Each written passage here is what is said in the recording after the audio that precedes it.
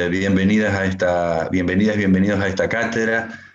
Muchísimas gracias a todo el equipo, gracias Norberto.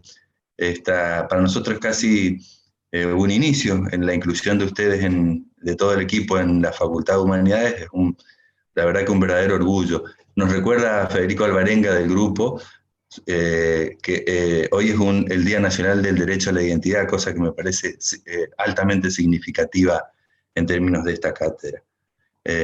Decirles que la idea de sumarlos a nuestro plantel docente tiene que ver con definir, de decantar una idea política que tenemos en la facultad, que además de su carácter de público, de gratuito, que reivindicamos, de cogobernada, también pensamos una facultad comprometida con algunos temas que creemos forman parte del núcleo central de la formación de las y los ciudadanos y ciudadanas argentinas, como tiene que ver la temática de los derechos humanos. Nosotros creemos que no puede haber ciudadanos, ciudadanas argentinas, egresados, miembros de nuestra comunidad, que no conozcan, que no entiendan lo básico que está relacionado con los derechos humanos, y particularmente en la Argentina, no solamente con los que tienen que ver con la reivindicación de deudas pendientes que aún tenemos en el pasado, sino aquellas cosas que nos conciernen en el presente, trabajos que, por ejemplo, se realizan desde el observatorio actualmente, y también para pensar un futuro mejor, un futuro distinto, insisto, para toda la comunidad. Así que hoy no puedo asistir a la clase porque justo tengo la coincidencia, pero seguramente estaré escuchando, animando a nuestros estudiantes de que se sumen, que hay cuestiones, insisto, como rechazar la violencia de género, como el respeto y la promoción de la diversidad, como por supuesto el conocimiento y el respeto y la promoción de los derechos humanos, que tienen que ser parte, que tienen que ser carne de nuestra facultad, mucho más allá de las disciplinas que cada uno, que la disciplina que a cada uno nos interese, que sea un trabajo de formación docente o sea un trabajo de investigación o de técnico, tienen que ver con un cruce transversal en la formación de nuestros estudiantes, y particularmente en el desafío que tenemos en la actualidad. Desafío que incluye la provocación, que incluye la aparición y la emergencia de grupos neonazis, de grupos estos que se llaman libertarios y terraplanistas, que realmente creo que son un desafío para el ejercicio de la ciudadanía y la discusión crítica de cómo tenemos que neutralizar mediante, por supuesto, las estrategias y las herramientas que nos brinda nuestra formación. Tenemos que neutralizar y discutir algunas ideas que se pretenden instalar y naturalizar en la sociedad. Por esto creo aún más importante este acto de lanzamiento. No quiero distraer, insisto, promover entre todos los miembros, aquellos que participan hoy de esta primera clase, cuerpo docente, estudiantes, de acercar a otros que se puedan sumar y discutir en este espacio, insisto, cosas que creemos que son valores centrales de una educación entendida como un bien social, como un derecho humano. Ojalá podamos instalarlo en algún momento como una premisa, aunque la entendamos, aún falta instalar la idea de que la educación superior también es un derecho humano. Así que gracias, un orgullo de sentirlos pertenecientes. Muchas gracias Rudy, Marta, Mercedes, Marisú, Nora, bueno, a todos los que veo acá y puedo mencionar, y fundamentalmente a nuestro querido profesor honorario Norberto Liuski, cuyo reconocimiento y entrega aún tenemos pendiente. Así que será en los próximos días, Norberto. Muchas gracias.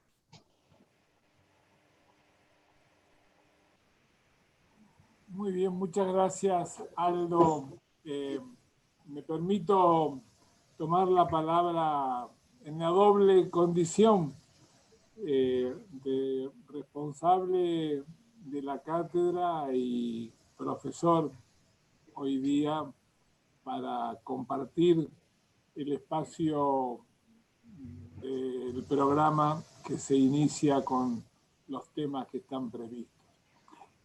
Y decirte, en primer lugar, Aldo, que este equipo que ha recorrido una experiencia de enriquecimiento en la Universidad Nacional del Noreste, ha sentido un halago muy importante cuando fue reconocido por la Facultad de Humanidades, por lo que ella implica, por los espacios académicos que genera, por sus vínculos con la comunidad, por su cuerpo de profesores y no docentes, y porque también hay una conducción que ejerces colectivamente, a su vez con el consejo directivo, que permite que sea una facultad en permanente capacidad innovadora.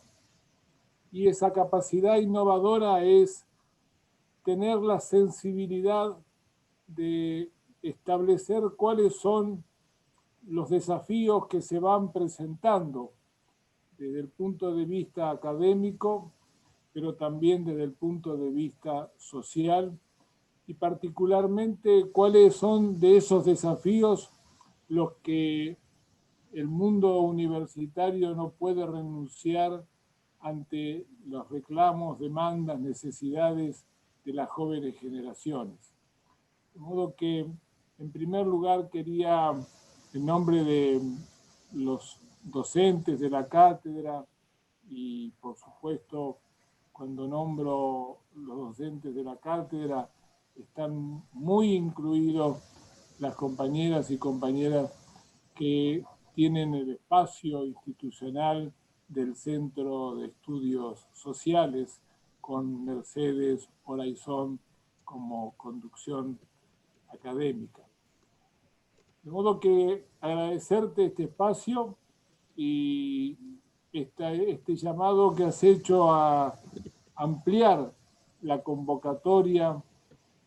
Desearíamos que otras facultades y carreras lo adoptaran también como una de las posibilidades de seminarios optativos, pero también ampliar el espacio social y comunitario de referentes de diferentes actividades que nos trasladan a los cursos anuales sus experiencias, sus puntos de vista y enriquecen el espacio de la construcción de conocimientos desde la interacción entre la práctica social y la construcción conceptual, teórica de cada uno de los temas. Respecto a los y las alumnas, estudiantes de este curso, tenemos seguramente la singularidad de este año de que, estando programado, diseñado el curso anual de la cátedra para realizarse de manera presencial, hoy, como en las restantes actividades de esta y de otras universidades y otros campos educativos, hoy tiene el recurso casi exclusivo de la virtualidad. En primer lugar, nosotros quisiéramos decir que somos conscientes que la virtualidad no tiene posibilidades de establecer un plano de igualdades y equilibrios de acceso de manera universal. Por lo tanto, la modalidad virtual lleva consigo un desafío que es cómo sortear las desigualdades que están planteadas precisamente en que no todos acceden de igual manera a los recursos tecnológicos. Estos desafíos tenemos que asumirlos pero para no dejar a nadie afuera de la posibilidad. Tenemos que encontrar las múltiples oportunidades basadas en criterios solidarios para que nadie que tenga la voluntad de participar del curso 2020 de la Cátedra de Derechos Humanos y Participación Ciudadana se vea limitado en hacerlo por carecer de los recursos tecnológicos. En este sentido, les pido muy especialmente a aquellos que ustedes conocen y que por esta razón hoy no están conectados, que lo hagan saber lo antes posible, tanto a Marisú como a Mercedes, para que se adopten medidas, iniciativas, acciones que permitan reducir al mínimo, y si fuera posible, que no exista el factor de la desigualdad de acceso a los recursos para ser parte de la experiencia de esta cátedra. Iniciamos así entonces el tema del día, planteado como la introducción al conjunto de temas previstos en la programación y que en cada uno de los jueves que están programados se encontrarán con docentes que han dedicado buena parte de su vida no solo al campo de derechos humanos, sino a la profundización temática de temas específicos. De modo que contamos con un plantel permanente y un plantel invitado que conforma realmente un equipo con amplísima posibilidad de interactuar con cada una y cada uno de ustedes, que sería uno de los propósitos, metodológicamente hablando, que el campo pedagógico de esta modalidad no interrumpa la comunicación, que la virtualidad no sea un obstáculo para que interactuemos docentes y alumnos, para que los marcos conceptuales se conecten con realidades concretas, que cada una y cada uno de ustedes pueda encontrar una clave diferente a las conocidas, pero que le permita ser parte de la realidad con la que trabajan institucional o comunitariamente o en la función profesional que les compete, con nuevos elementos tanto de análisis como de realizaciones efectivas.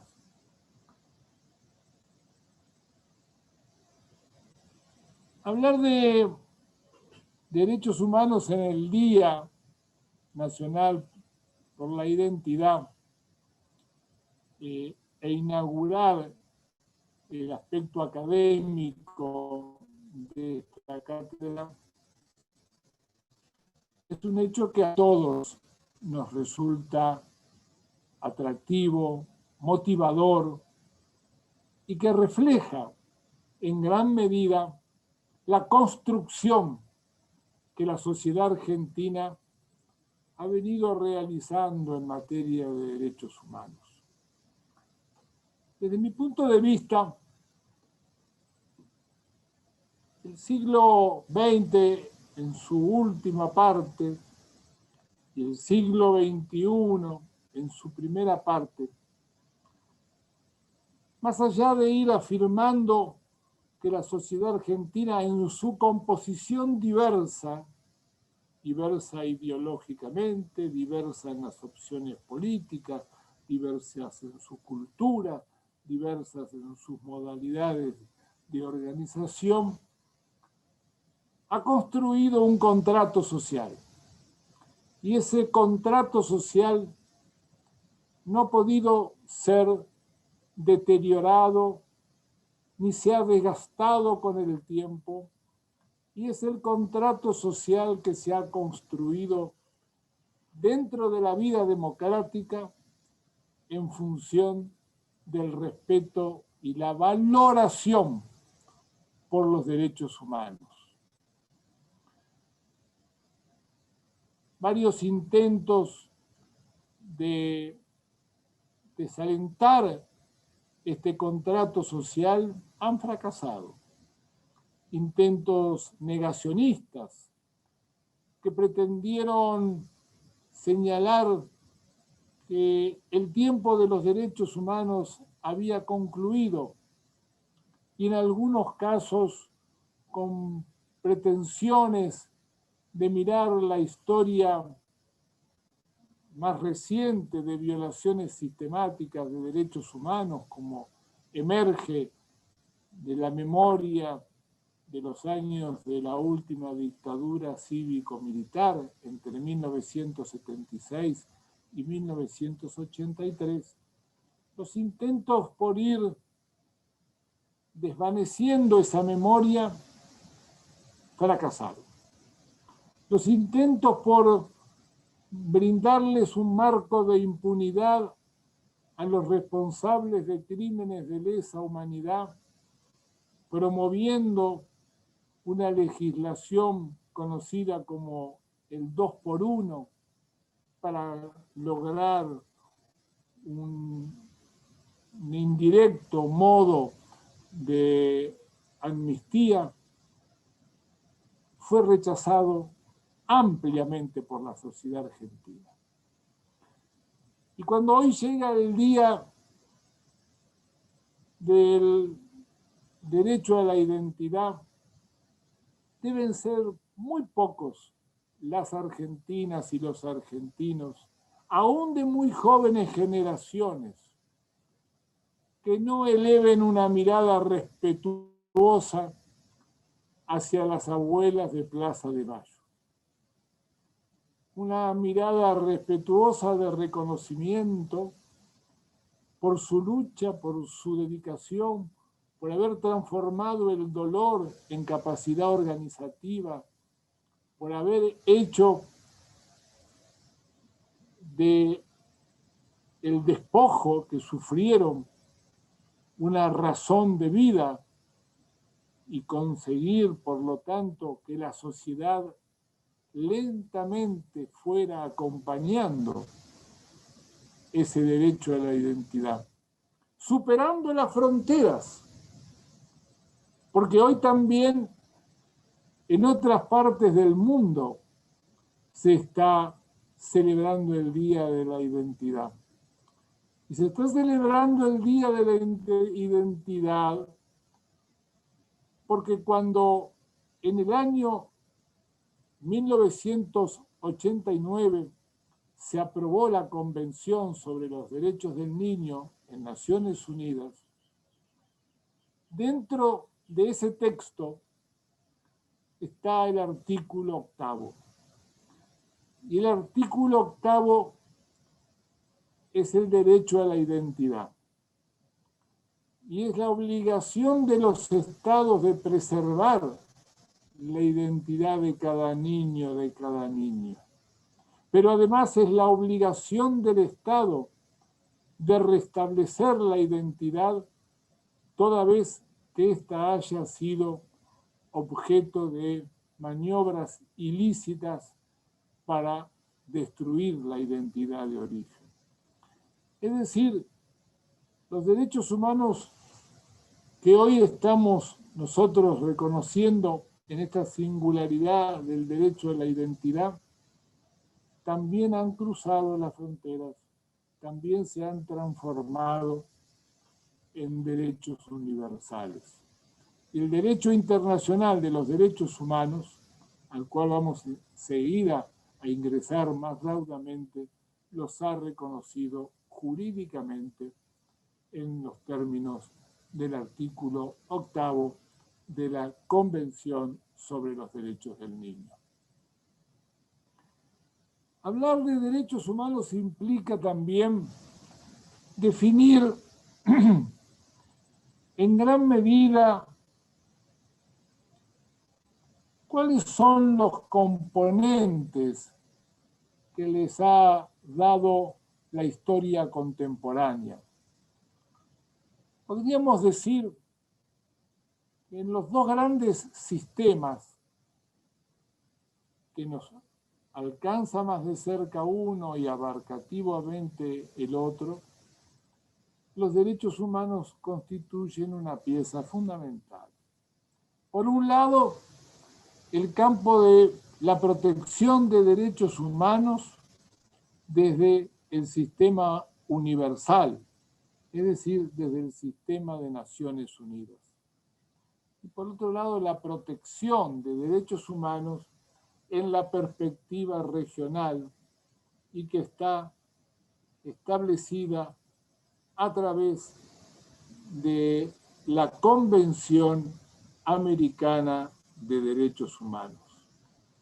Vamos a tratar en la clase de hoy de ir definiendo uno y otro espacio institucional y representativo de la comunidad internacional y regional. Y como segundo tema, vamos a conectar este campo de derechos humanos con una realidad sobre la cual el mundo entero, todas las sociedades con distintas realidades, están altamente conmovidas, que resulta precisamente de la pandemia del coronavirus y la relación entre la pandemia y los derechos humanos. Decíamos que al señalar los derechos humanos con una visión histórica, contemporánea, nos remite necesariamente a la refundación de lo que constituye el espacio por el cual la humanidad y los estados que componen la diversidad de culturas en cada uno de los continentes tienen un punto de encuentro. Y ese punto de encuentro es Naciones Unidas. Naciones Unidas, que nace tras la Segunda Guerra Mundial, tiene tres principios sobre los cuales podríamos sintetizar su carta fundacional. Es bueno no olvidarlo, tenerlo presente, sobre todo cuando uno advierte que esta organización por momentos pareciera perder de vista su razón de ser, su razón histórica, su razón de nacimiento. Y los pueblos tienen que estar alerta cuando esta organización abandona, declina sus compromisos en tres esferas fundamentales: la preservación de la paz mundial, el estímulo al desarrollo de los pueblos y el respeto a los derechos humanos. Por supuesto que nosotros vamos a tomar este último aspecto y vamos a tratar de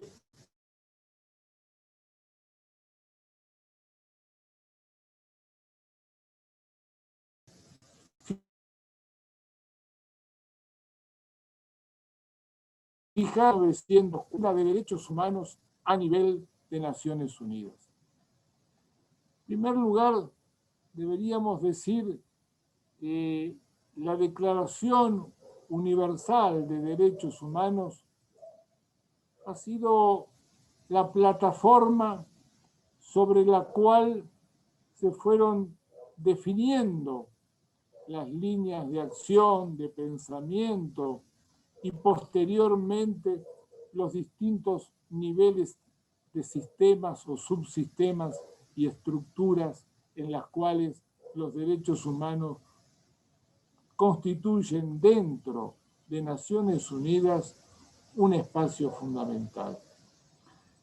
La Declaración de los Derechos del Hombre ha sido, evidentemente, el punto de partida, pero no el punto de llegada.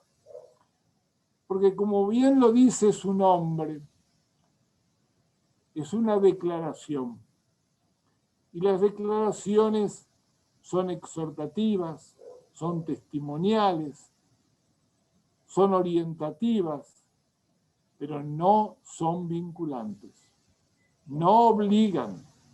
Los estados pueden decir que están de acuerdo con sus contenidos, pueden difundirlos y hasta pueden sentir que son parte del discurso que compone la característica, el formato de la declaración. Pero no hay un sistema con la declaración que faculte a Naciones Unidas a establecer un mecanismo de monitoreo o regulación sobre el cumplimiento de los derechos que están establecidos. Eso fue advertido 15, 20 años después de la declaración. En los años 60 fue manifiesto que a medida que se iban dando procesos de liberación, de descolonización en África, en Asia, movimientos liberadores en América Latina, esta tensión respecto de la capacidad de Naciones Unidas por acompañar a los pueblos en sus procesos de autonomía, en sus procesos de autodeterminación y en sus procesos de construir sistemas democráticos apoyados en el respeto a los derechos humanos, era insuficiente. Y a esa insuficiencia, un conjunto de países fueron promoviendo que debían establecerse mecanismos jurídicamente vinculantes. Y los mecanismos jurídicamente vinculantes adoptaron el formato de tratados o convenciones respecto de derechos humanos. Y hoy el mundo tiene 11 convenciones que se inició con la primera de ellas, que fue la Convención contra toda forma de discriminación, y las más recientes vinculadas con el derecho de los pueblos indígenas, el derecho de las personas con discapacidad y en el medio un conjunto muy importante de declaraciones, de convenciones que invito a que por lo menos las revisen, hagan un paseo rápido por las convenciones y conocer algunos aspectos de cada una de ellas. Tal vez el tiempo de las convenciones también fue marcado por el contexto político.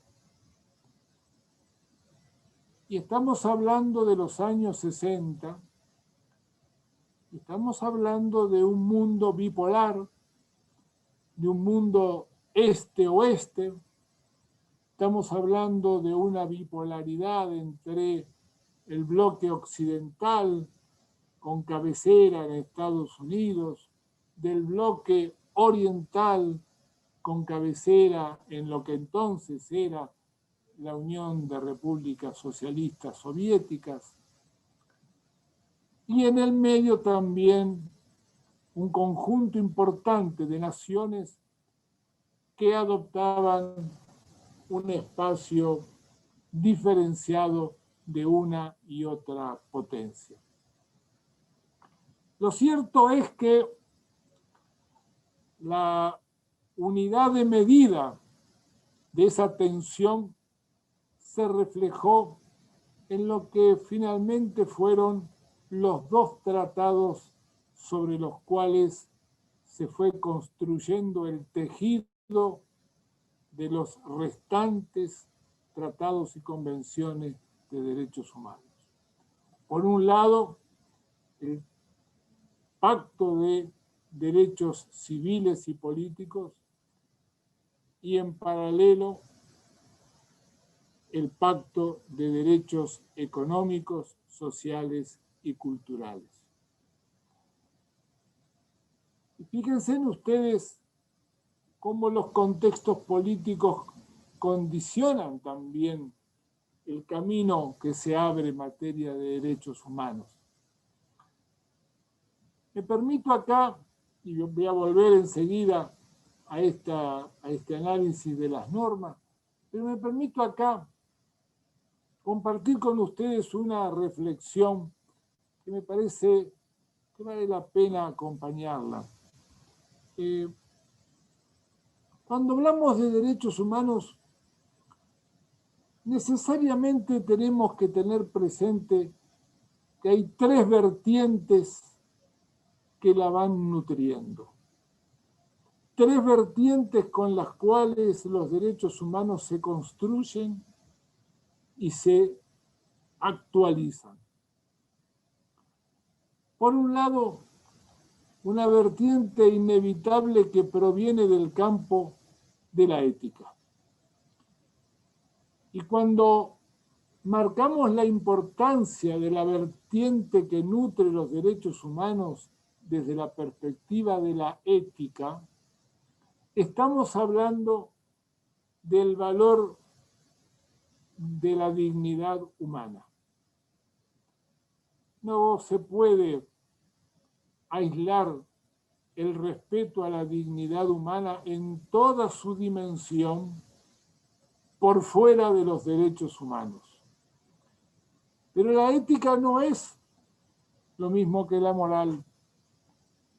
No se trata de codificar la ética.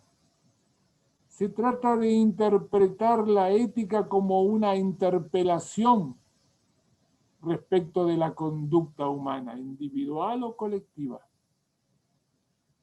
Y cuando hace un momento el decano de la facultad expresaba su preocupación por la aparición en el escenario de pequeños grupos muy aislados seguramente, pero que están activando mecanismos de odio racial, de odio cultural, que pretenden reactivar lo que la humanidad aún no ha podido olvidar respecto de los distintos modos de discriminación. En realidad, el campo de la ética es un campo que nos exige interpelarnos frente a estas realidades. ¿Por qué surgen? ¿Qué campo ha propiciado esta aparición?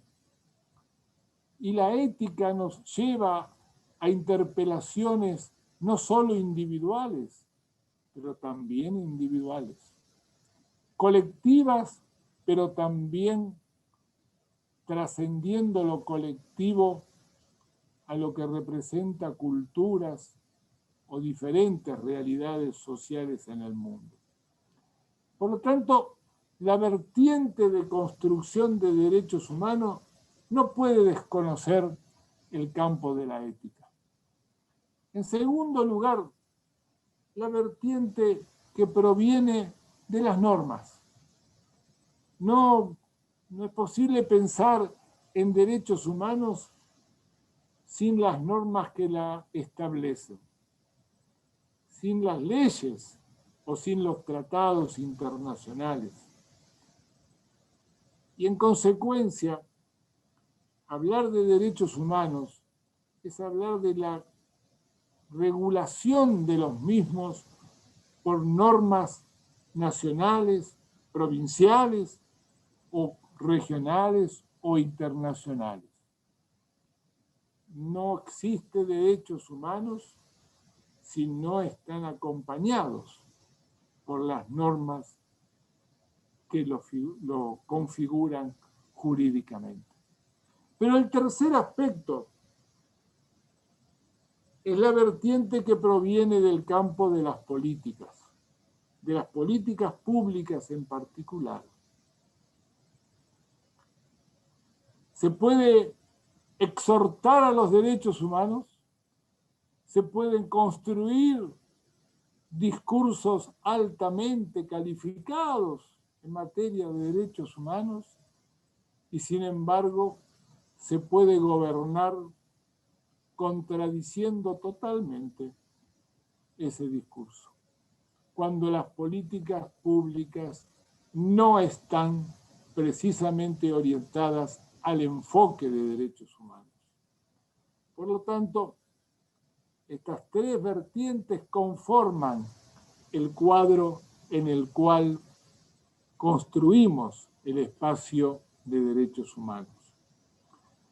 Pero volvemos entonces a las convenciones que han dado base y sentido a la regulación internacional de derechos humanos.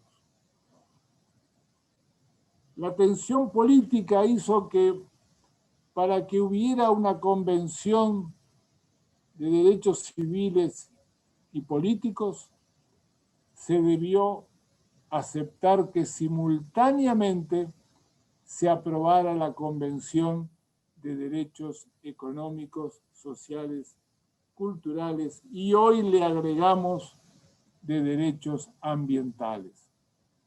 Es decir, lo que fueron los DESC, los derechos económicos, sociales y culturales, hoy denominamos DESCA, porque se ha agregado los derechos ambientales.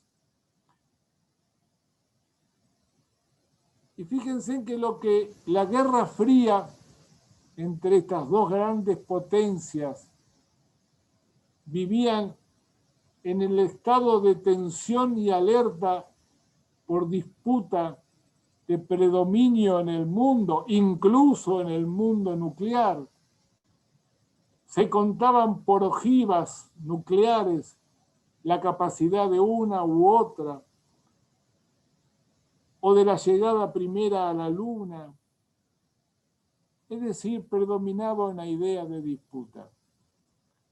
Sin embargo, la humanidad entendió que había un lenguaje común, que era posible un lenguaje común aún en medio de esa Guerra Fría. Y el lenguaje común lo puso el espacio de derechos humanos. Naciones Unidas creció, por lo tanto, a partir de allí, con otras convenciones. Mencioné solamente algunas, a raíz de la Convención de los Derechos del Niño por el Día de la Identidad, la hemos mencionado, pero tenemos importantes convenciones a las que nuestro país en particular no solamente ha ratificado todas desde el retorno a la democracia, sino que además en la reforma constitucional de 1994 las incorporó en el artículo 75, inciso 22, incorporó la totalidad de las convenciones y tratados de derechos humanos ratificados por el país desde 1983 en adelante, 1984 en realidad en adelante, las incorporó a la Constitución Nacional. Cuando hablamos, por lo tanto, de los tratados de derechos humanos, estamos hablando de la Constitución Nacional. Y el carácter constitucional tiene para nuestra estructura jurídica el alcance de superar todos los espacios jurisdiccionales intermedios y fijarse como el paraguas de todos los argentinos y argentinas, en todo el territorio y bajo todas las características culturales, demográficas, sociales o económicas. Es cierto que Naciones Unidas no es solamente los tratados, aunque una cuota importante de su capacidad de incidencia sobre los estados es cuando realmente permite el funcionamiento pleno de los órganos de tratados. ¿Y qué son los órganos de tratados? O comité de derechos de cada una de estas convenciones.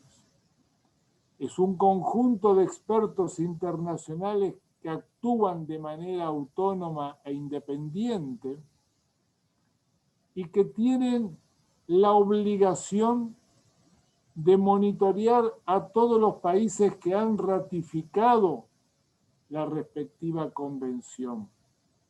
Monitorearlo significa conocer cómo dan cumplimiento a lo que está previsto en esa convención y hacer los señalamientos cuando se advierte retraso, incumplimiento o falencias muy graves respecto de la aplicación de ese tratado.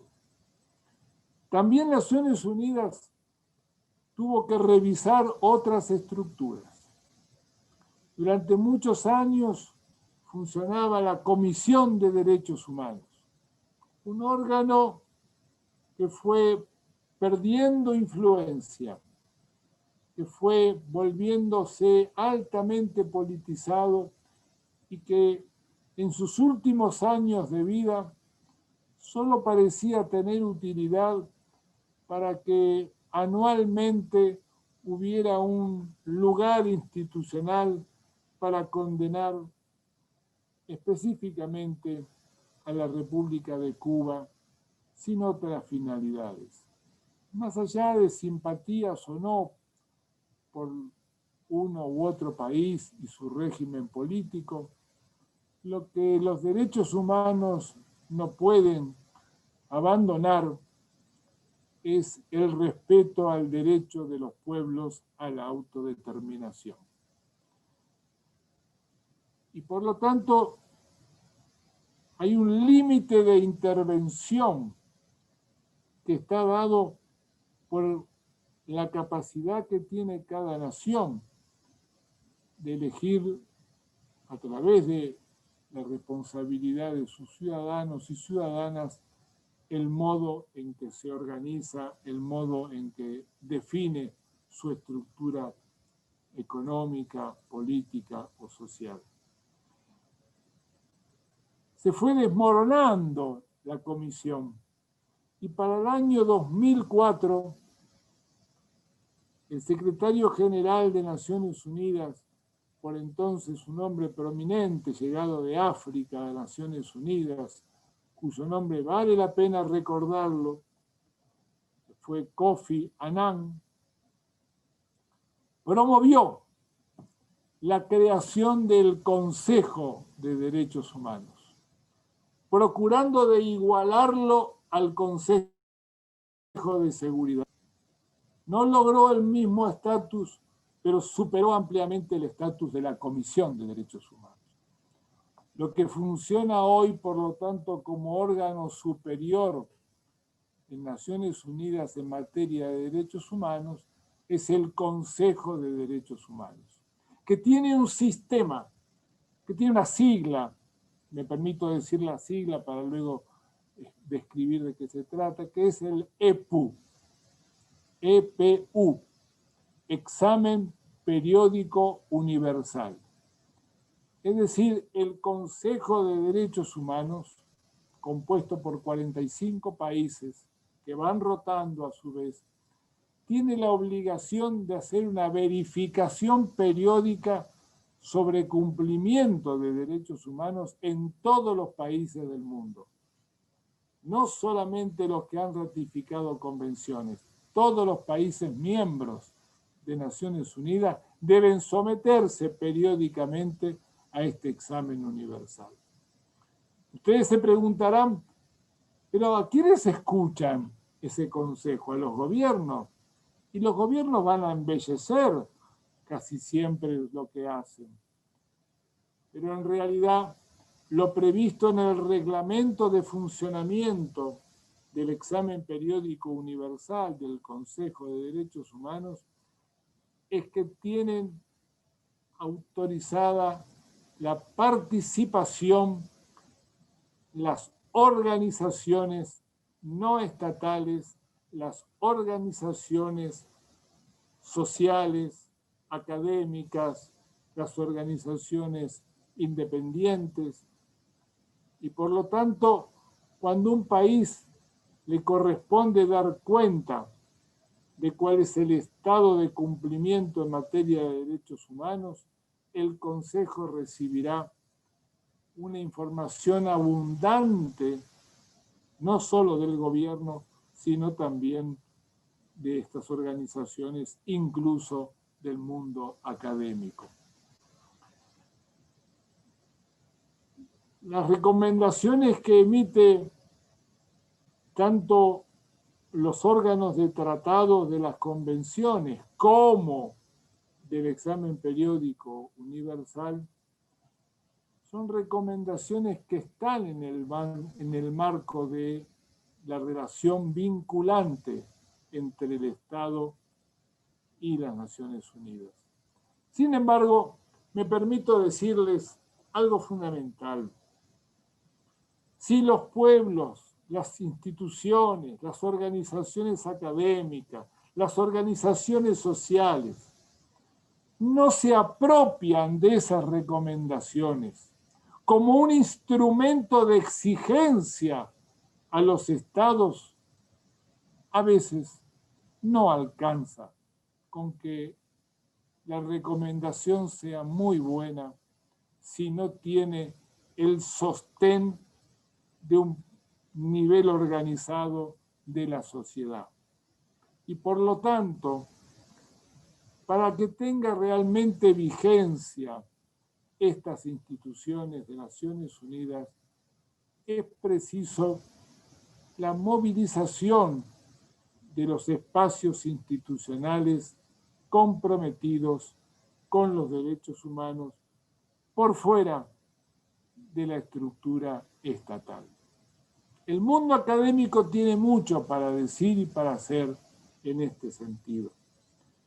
Y el carácter de nuestras universidades, con su autonomía, con sus gobiernos tripartitos, con la capacidad de estar en condiciones de mantener una apertura a todos los sectores sociales, desde la gratuidad que presenta como parte de su, tal vez, importante libertad y posibilidades de accesibilidad, representan un lugar muy necesario para el cumplimiento de los derechos humanos en las recomendaciones que emanan de un organismo como Naciones Unidas.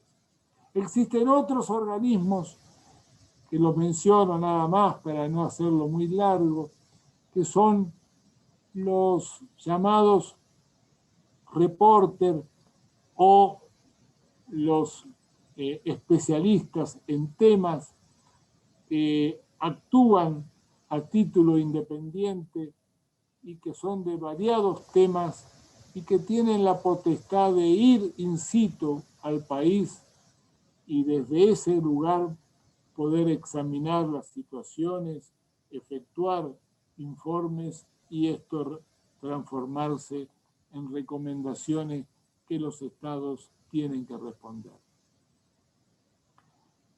Por último, sobre Naciones Unidas, decirles que el organismo que tiene a su vez la función de Secretaría del Consejo, de la Secretaría de los Relatores Especializados y la Secretaría de los órganos de tratados, es decir, de las convenciones, es la Oficina del Alto Comisionado de Naciones Unidas para los Derechos Humanos, que tiene su sede en Ginebra.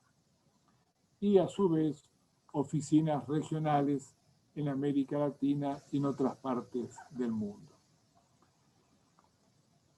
Me permito salir de Naciones Unidas en la medida que ustedes me puedan ir siguiendo, y acá viene la primera pregunta, si ustedes creen oportuno interrumpirme para aclarar alguna situación que no fue bien expresada, siéntanse libres de hacerlo, no solo que no me molesta, sino que me resulta agradable y puedo gozar de buena memoria y volver a engancharme con el tema que dejé atrás. De modo que si sobre Naciones Unidas hay alguna pregunta o preocupación que quieran hacer, antes de pasar al sistema de protección de derechos de América,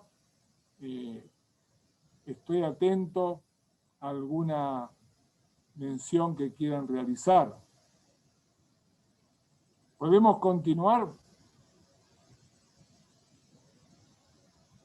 Bueno, no veo ni manos, ni están silenciados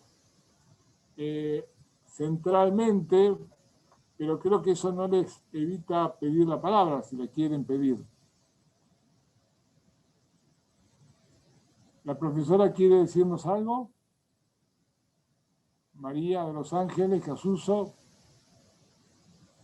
No. No, profe, lo que estaba queriendo decir era que estamos atentos y que está muy, muy acertado y que continúe nomás con su explicación. Está muy atinente.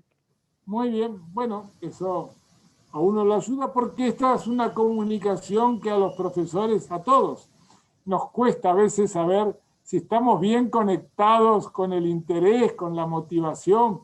Hacemos todo lo posible, pero es cierto que no verlos genera algún grado de inquietud, de preocupación, y le agradezco, profesora, en este caso, su comentario.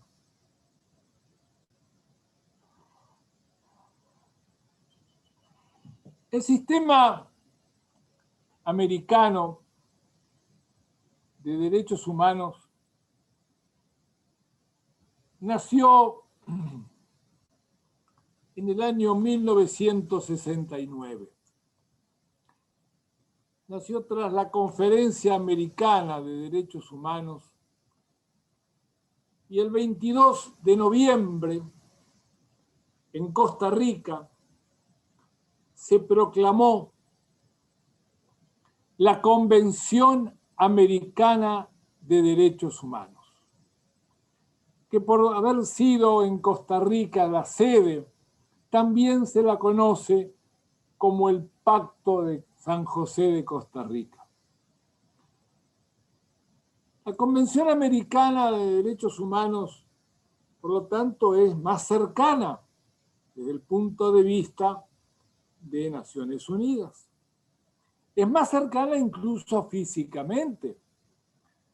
Si bien tiene su sede en Costa Rica, uno de sus principales ámbitos institucionales, como es la Corte Interamericana de Derechos Humanos, la Comisión Interamericana de Derechos Humanos tiene su sede en Washington. ¿Y por qué menciono estas dos instituciones? Porque la Convención Americana de Derechos Humanos formuló una estructura superior en materia de capacidad de denuncia y en materia de capacidad de estudio y sanción a las violaciones de derechos humanos, superior a Naciones Unidas. La Convención Americana de Derechos Humanos creó la Comisión Interamericana de Derechos Humanos, que comenzó a funcionar en 1978. Recuerden que dije que se aprobó en 1969. Fueron necesarios 9 años hasta que tuviera necesidad de cubrir las primeras 10 repúblicas de la región que ratificaran esa convención. Y creó la Corte Interamericana de Derechos Humanos.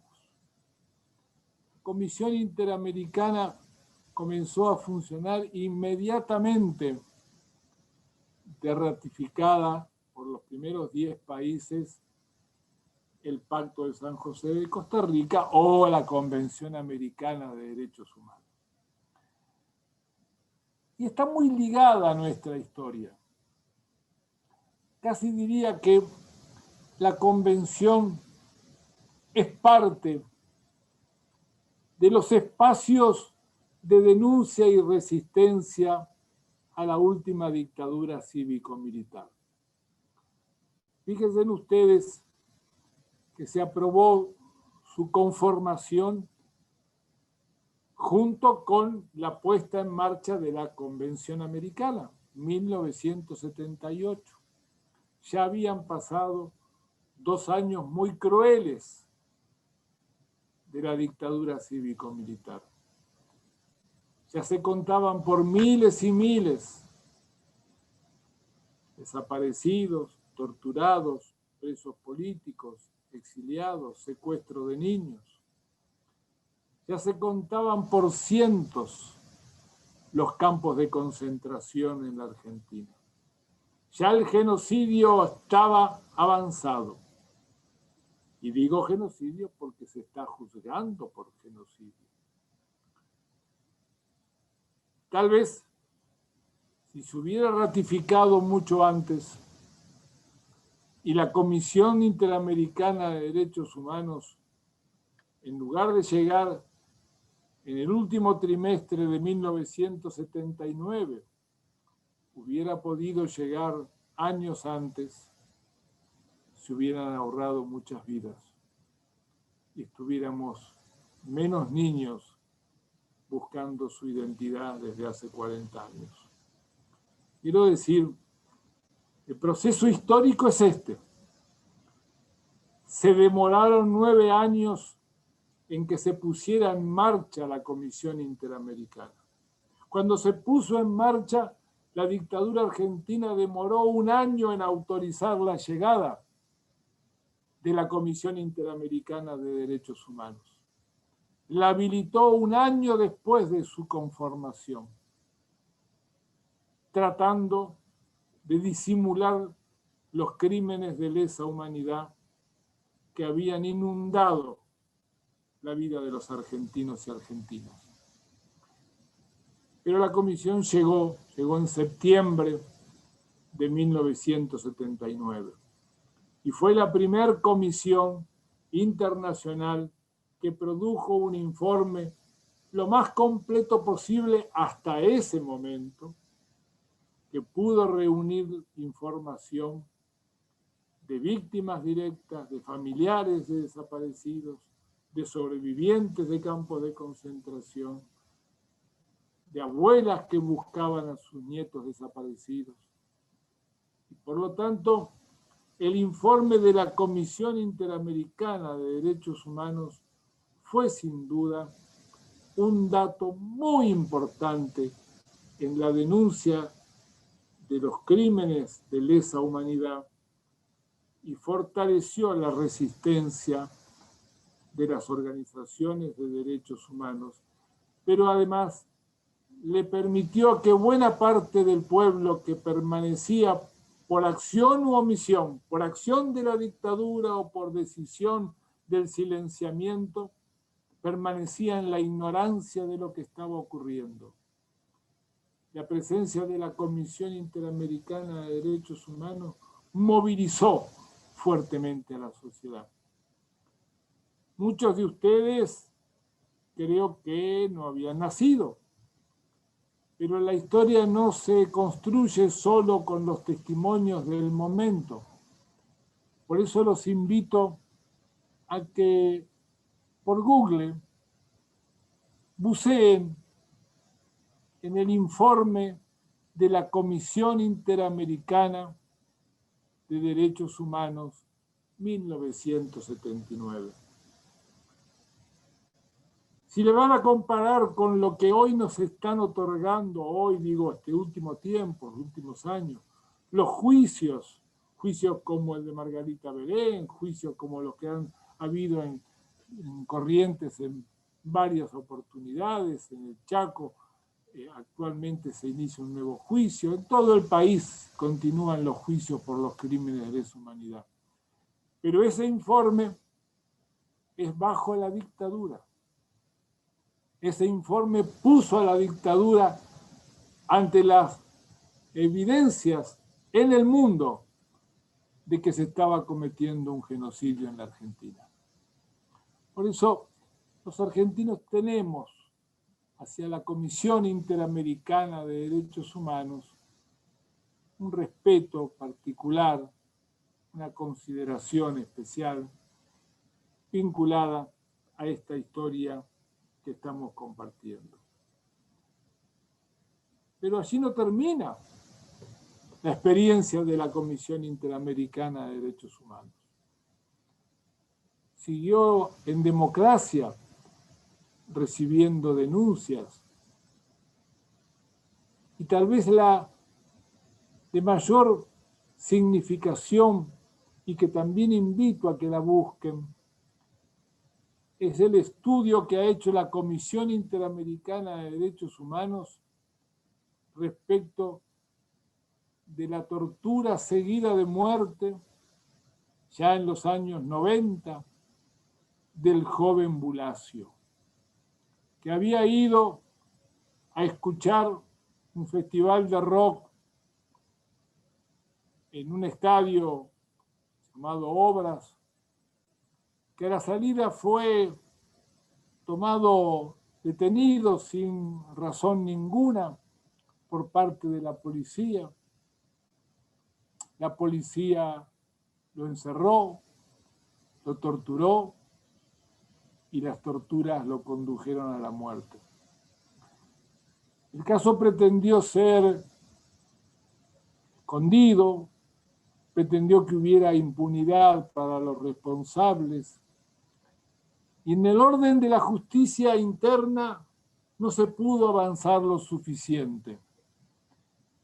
Y la tenacidad de la familia y la tenacidad de las instituciones que acompañaron a la familia hizo que se llegara a la Comisión Interamericana de Derechos Humanos. Y la Comisión Interamericana de Derechos Humanos consideró que era un hecho no aislado, que había cierta tendencia a la repetición de situaciones de detenciones arbitrarias, de armado de causas, de injustificadas detenciones y que había violencia institucional por parte de representantes de las fuerzas del orden. Y entonces entendió que además de la medida cautelar que se dictó, el tema debía ser considerado por la Corte Interamericana de Derechos Humanos, que es una facultad que tiene la Comisión Interamericana.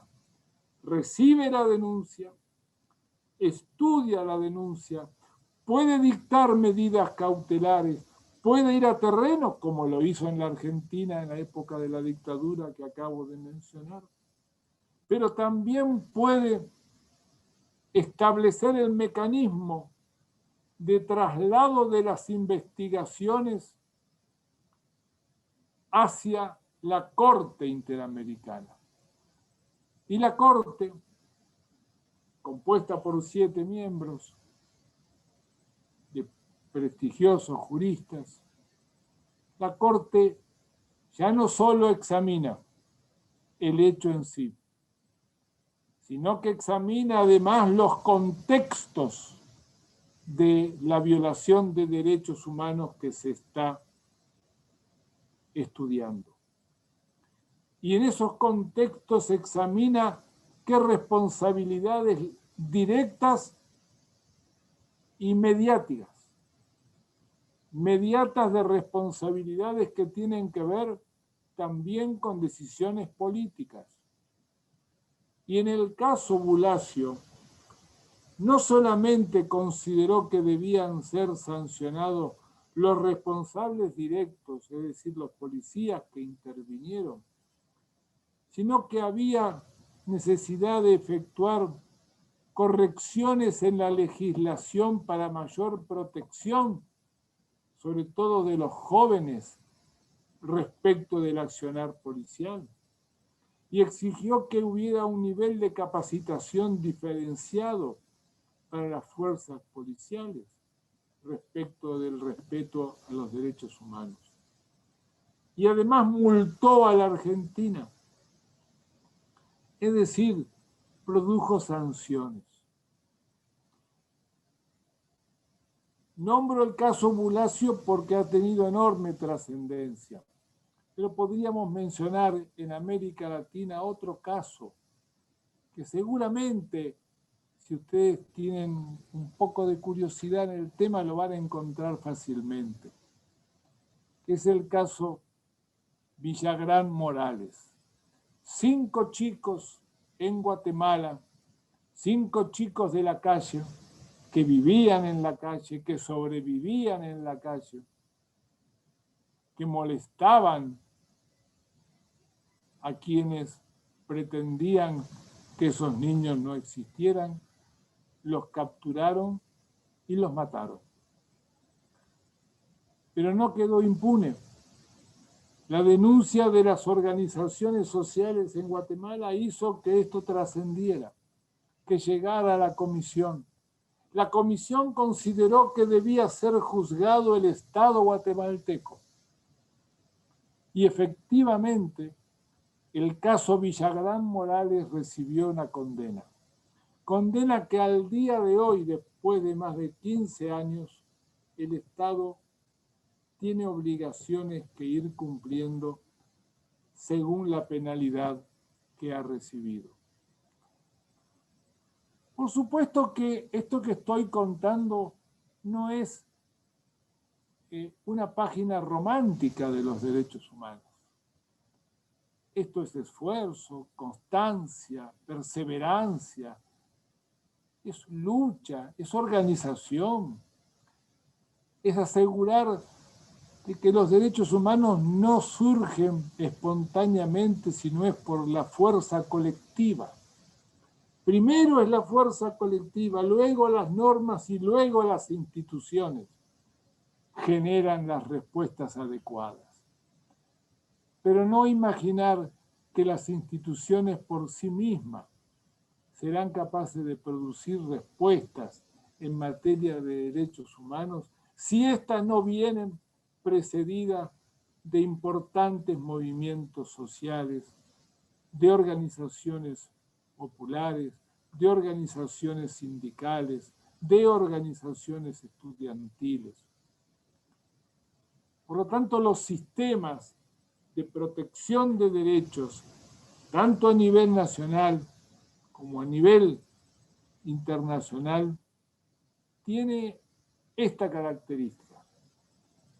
Es la característica de que no pueden entenderse como actos aislados, sino como consecuencia que los pueblos asumen una decisión respecto a derechos o que no están siendo respetados o que no están siendo reconocidos como tales, y por lo tanto lucha por esos derechos. Cuando en realidad uno piensa en términos muy concretos, se dictan a veces leyes que contemplan derechos, pero también nos demuestra muchas veces la realidad que el incumplimiento de esas normas es superior al compromiso de cumplirlas. Y cuando esto ocurre, ¿qué hacer? Cuando esto ocurre, ¿es resignarse? Cuando esto ocurre es aceptar de que una norma que contempla derechos y no es asumida como tal, debe ser simplemente motivo de olvido, o la reasumimos. Y la reasumimos no solamente en el esfuerzo individual. Derechos humanos es construcción colectiva. Difícilmente los pueblos indígenas, por tomar un ejemplo, difícilmente los pueblos indígenas estarían logrando el reconocimiento que paulatinamente van teniendo en nuestras sociedades si no mantuvieran un alto grado de organización y de revalorización por sus identidades, por su cultura, por sus tradiciones, si no estarían exigiendo el cumplimiento de derechos que en algunos casos tienen carácter constitucional, pero que sin embargo existen decisiones políticas que pareciera ignorarlos. En derechos humanos, lamentablemente, o tal vez yo lo diría al revés, felizmente no existe el objetivo cumplido. Siempre habrá una meta superior a la cual nos debemos proponer llegar. Y eso enriquece individual y colectivamente. Hace a las sociedades más democráticas. Cuando, por tomar otro ejemplo, cuando nosotros vemos que hoy no es nada que sorprenda la identidad de género, o cuando el matrimonio igualitario se estableció hace 20 años, no lo podíamos ni imaginar. Y había un sector de la sociedad que tenía que vivir su espacio afectivo, vincular, en las sombras, en la casi oscuridad de la sociedad. Pero hubo un movimiento, y el movimiento generó la norma, y la norma generó nuevas instituciones. Quiero decir con ejemplos muy variados que es imprescindible vincular derechos humanos con organización, con movimientos sociales y con demandas concretas que la sociedad va planteando en cada etapa de su desarrollo.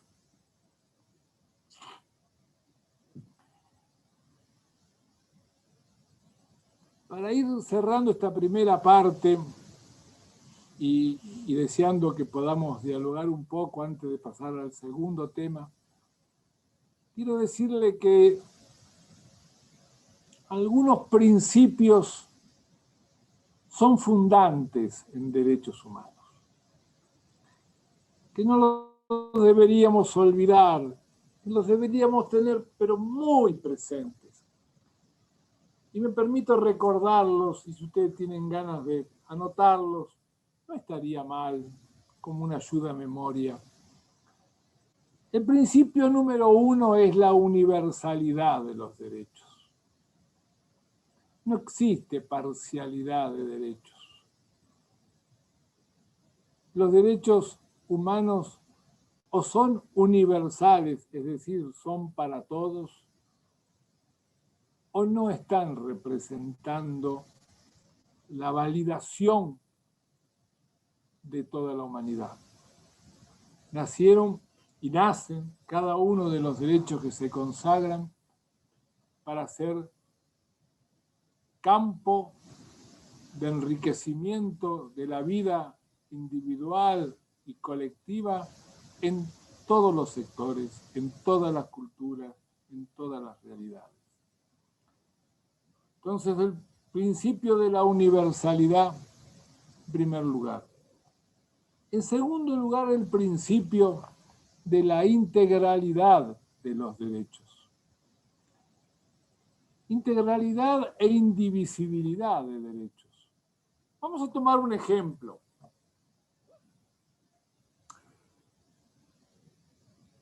Un ejemplo sencillo de la vida cotidiana. El derecho a educarse. El decano dijo hace un rato que se sentía orgulloso de que la Facultad de Humanidades tuviera este espacio y tuviera otros espacios y exhortaba a mayor vínculo de las y los jóvenes de la región a sentir que la universidad es un lugar que les pertenece. Y una de las razones principales está en cómo se concibió la universidad en la reforma de 1918. Una reforma que pensó hacia adentro la universidad. Es decir, pensó en democratizarla hacia adentro. La pensó como gobierno tripartito. La pensó como autónoma, con libertad de cátedra. Hacia adentro la pensó. Pero ¿quiénes accedían a la universidad? Porque la universidad no era gratuita. ¿Quiénes podían acceder? Aquellos que disponían de familias con recursos que permitieran que su hijo o hija pudiera acceder a la universidad, pero para eso había que contar con una capacidad financiera. Cuando en 1947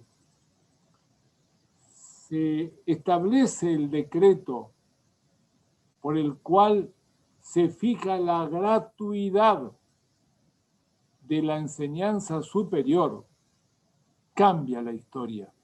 La reforma de 1918 se traslada a un campo social mucho más amplio. Y entonces ya no era solamente la oportunidad de jóvenes que provenían de familias con recursos suficientes.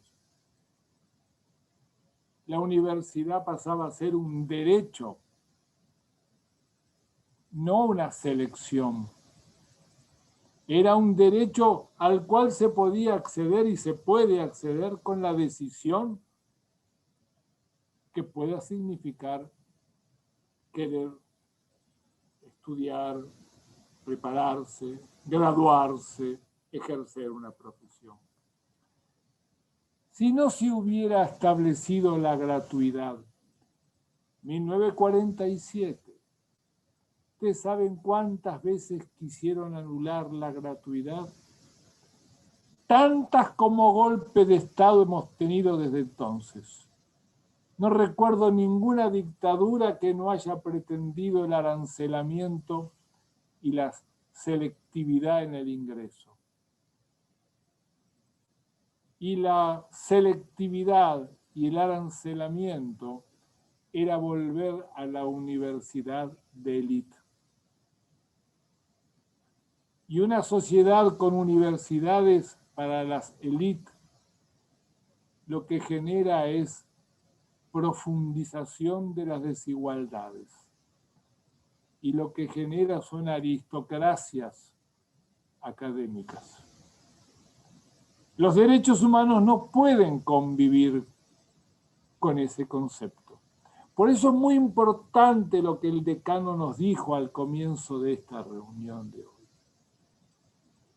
La enseñanza superior también tiene que ser un derecho humano. Y es un derecho humano en tanto sea universal el acceso a ella, y por universal entendiendo sin restricciones de ninguna naturaleza, salvo la de la propia decisión personal de querer o no querer ingresar en la vida universitaria. Defender este derecho en tiempos difíciles es un compromiso importante. Distinguidas alumnos. Para los que son profesionales saben la importancia que ha tenido la gratuidad. Para los alumnos que hoy están cursando saben la importancia que es la gratuidad. Gratuidad con calidad académica, no es gratuidad con devaluación académica. Las mejores universidades son las públicas. Los mejores procesos de investigación provienen de las universidades públicas. Hoy mismo, de las universidades públicas, estamos en condiciones de avanzar, aunque se hable muy poco de ello, de una de las tantas vacunas que se están preparando en materia de coronavirus.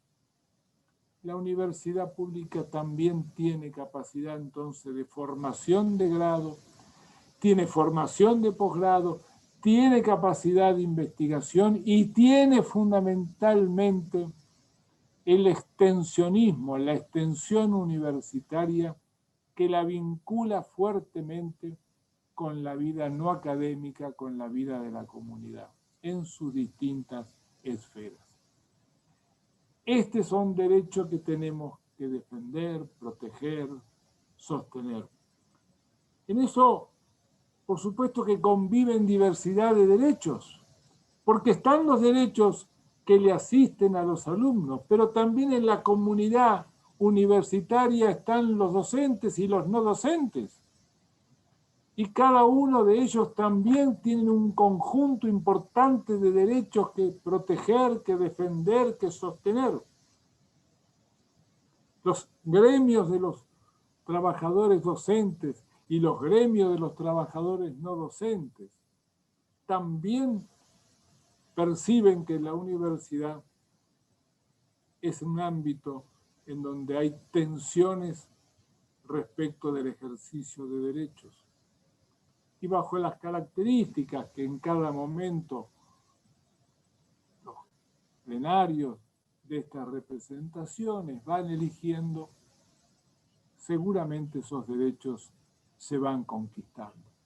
Por esa misma razón, no dimos la clase el jueves pasado, respetando que los gremios docentes, en el marco de un debate paritario, habían decidido nacionalmente un paro de actividades de 48 horas para reanudar luego las negociaciones con el Estado Nacional.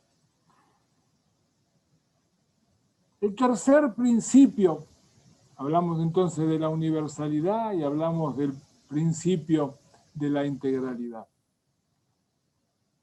El tercer principio es claramente lo que podríamos denominar, la denominamos la exigibilidad de los derechos.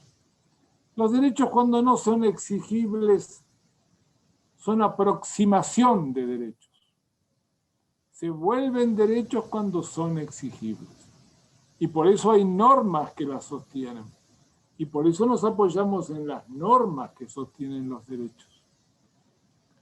La exigibilidad también nos permite que cuando se agotan las instancias de reclamo de los derechos, podamos recurrir a los estrados judiciales y reclamar desde los estrados judiciales que se le dé validez y respeto a los derechos que encontramos conculcados. Norberto, sí. Norberto, perdón. A las 18 hay otra clase en la misma sala. Estamos terminando. Sí, yo diría que pueden plantear sus dudas, sus inquietudes, algún comentario en el foro del aula. Los vamos a leer y Norberto seguramente los va a responder por este medio o si participa en la próxima clase o en el mismo aula. Me parece que Podemos tomar, Mercedes, Sí. comprendiendo esto y no quitándole a los colegas que siguen, vamos a concluir diciendo que el último principio no lo pierdan de vista, es la rendición de cuentas. Derechos humanos sin rendición de cuentas se vuelve oscuro y no es transparente. Rendición de cuentas es el cuarto principio. Respetando entonces esta modalidad, lo que voy a intentar es coordinar con Mercedes y Marisú para pedir a los profesores de la próxima clase los primeros 15 minutos. Perfecto. Para poderlos usar en diálogo, Perfecto. más allá de que ustedes planteen todas las preguntas que deseen, pero no quisiera interrumpir la clase sin la promesa del próximo jueves, 15 minutos de diálogo con cada una y cada uno de ustedes. Bueno, les agradezco mucho. Norberto. Bien, Norberto. Y esto va a estar, la clase va a estar subida al aula y va a estar subido los fallos y los casos que comentaste, ¿está? Ya están los enlaces y demás. Sí, muy bien. Perfecto. Muchas gracias. Gracias. Muchas Que tengan gracias. buenas tardes. Hasta luego. Gracias, hasta luego.